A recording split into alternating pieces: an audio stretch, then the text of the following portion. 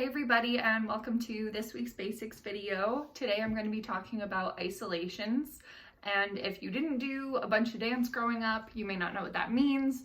So basically it's when you move an individual part of your body, the rest of you stays stabilized. So the purpose of them is so when you hit a move, the rest of you doesn't move, so there's not attention drawn away from the individual body part. So today I'm going to go over and drill a bunch of different isolations you can do with your body. So today we're going to work top down for the isolations, and as I go I'm going to give you certain things to keep in mind, as well as different exercises and things to practice if you're having trouble moving any one body part individually. Without further ado, let's just get into it. So the main different isolations you can do are head, shoulders, ribs, and hips. And I know you have more body parts than that, so basically your neck and your head kind of move as one in terms of isolations, and your shoulders take your arms with them when you isolate them, and your ribs are just your ribs, and your hips take your legs. So our head is our first set of isolations. So when you're looking ahead at the camera, you're going to move down, and then up is the first most basic set of isolations, just nodding. Slowly, really feeling a push through the back and front of your neck as you do this, making sure to support your neck when you're heading back, because you always want to be careful when you're crunching your head back. So what that looks like is you want to feel a pull there, as well as a pull in front of your chin. You can push your lower jaw out to feel that more if you want. Moving on, we're going side to side. So similar thing, you want to feel the stretch in the back of your neck, and this is to get a little more mobility side to side. So you want to try, while keeping your neck supported, looking further back into your periphery as you go. If you want to integrate these isolations into your warm-up routine, just remember to do same amounts on each side. Typically, I would suggest 8 on each side is where you should be starting. So moving on, this is a head tilt. So you're going to want to feel it through the side of your neck. If you flex your wrist and push it down, you can really feel that side stretch. So you want to still get that same stretch, but without forcing it through your whole arm. So really try to focus on the stretch as you're doing it. So next we're going to work through those movements. So tilt, down, other tilt, and up. And then you want to do it in the reverse order as well. You can also do this when you look to the side first and then circle your head all the way through. Then you can make it fluid like this, making sure that your sides stay even. Again, you can do this when you turn to the side instead of tilting as well. And if you want, you can go through the upper range of your neck. Just remember to be careful and keep that neck supported the whole time, because it is easy to push your limit. Now onto shoulders. First up, we are going to just shrug our shoulders up and down. Again, 8 times or whatever feels comfortable for you. Something to keep in mind is that you might be slouched forward as you do this, so you want to make sure to push those shoulders back. You can push them up and then back and down, each time pushing them further back as you go. Next up is each shoulder individually. So right, left, one at a time, 8 times on each side, so a total of 16. Something to watch out for is your chin going over to each shoulder, so try to remain focused. If you have a pull in your background, make sure that your head stays in line with it. That can really help. So then you're going to go right up, right down, left down, 8 times, and then reverse.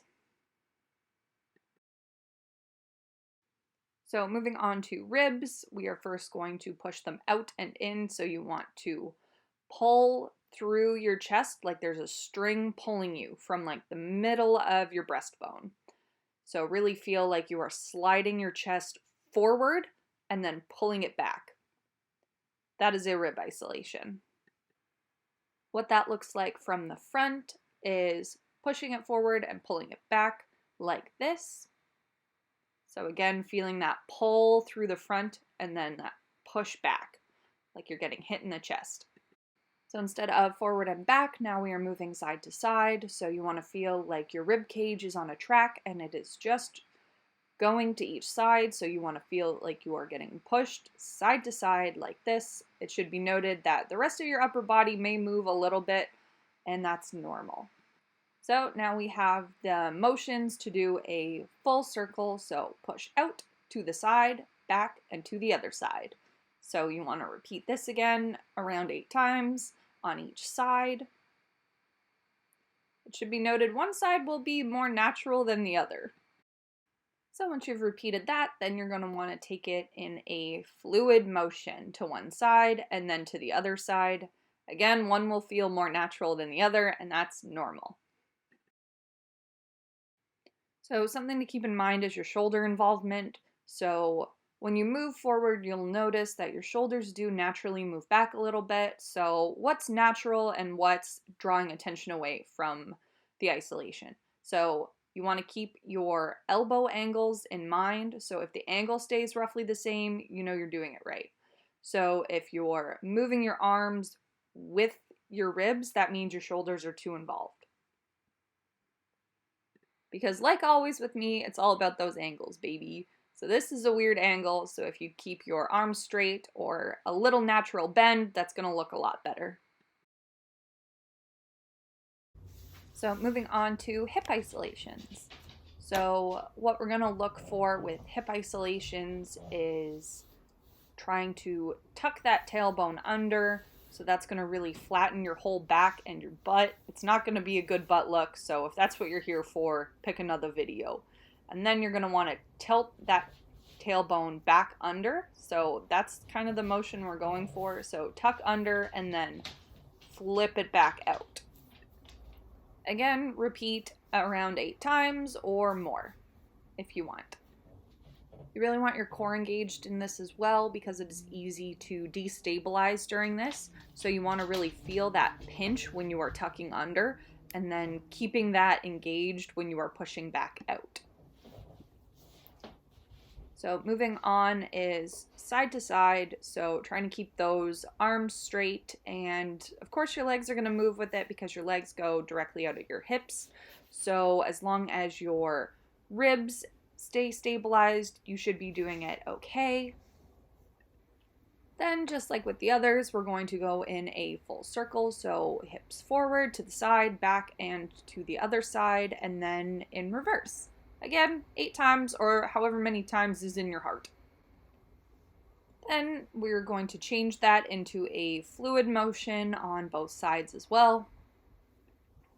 So from there, we're going to do a figure 8. So you're going to take your hips onto a diagonal and then you're going to swoosh them to the back and then flip it back around to the other diagonal and then back.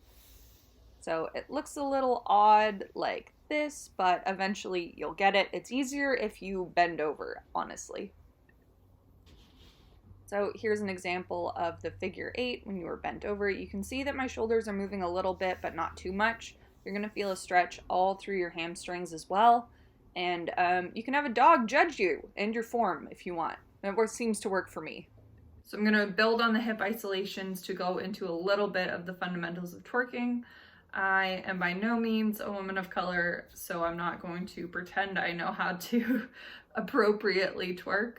However, based on my previous experience, I understand that it can be a little daunting trying to learn how to do it. So here are just like some basic fundamental things to keep in mind. I will also link accounts below that are really good and will actually help you develop those skills. These are just things to keep in mind as you're learning how to do it. So to start, we're going to use that same hip isolation as you tuck under and flip back out.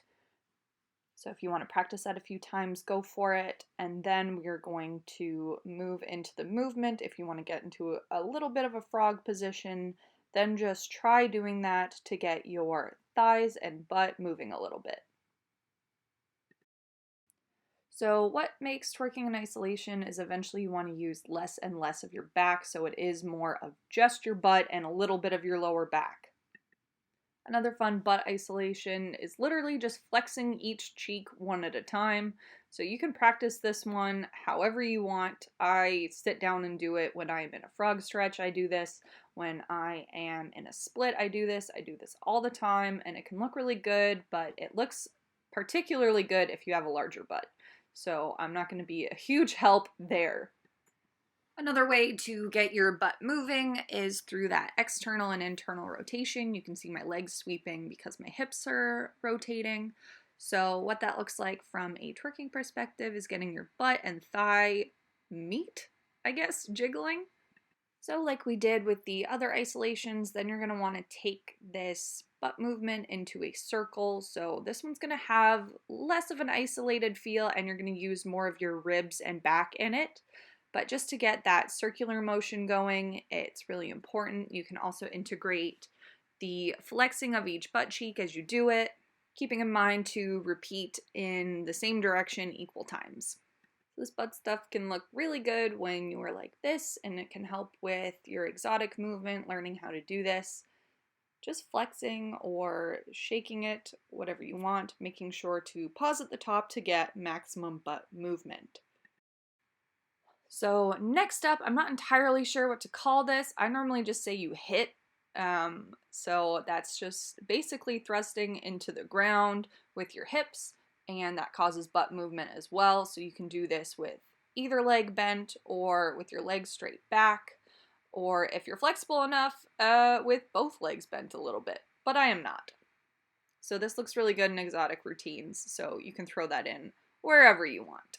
A lot of these you can work into your warm-up, like if you know a routine that you have is split intensive, you want to warm up your hips a little bit, you can integrate hip isolations into that. So if you wanted to integrate isolations into your warm-up, you should also take care of your wrists and ankles. So I'm going to briefly go over a couple of mobility wrist and ankle exercises, and then that's all I have.